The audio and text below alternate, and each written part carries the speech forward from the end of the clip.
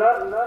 আর আমরা এই বাংলা ভাষার এই গজলে সম্পূর্ণ কথা স্পষ্টভাবে বুঝতে পারলাম। বলেন আমাদের এই ভারতের মুসলমানের কত বড় যে অবদান দেওয়া আছে, কত বড় যে বলিদান দেওয়া আছে, তার কোনো শেষ নেই। আজকে চেপে রাখা ইতিহাস যদি পড়া যায় তাহলে আমরা জানতে পারবো যে সত্যিকারই এই ভারতবর্ষতে আজাদ করার দিক দিয়ে মুসলমান যত অবদান, কোন ধর্মের অবদান নেই।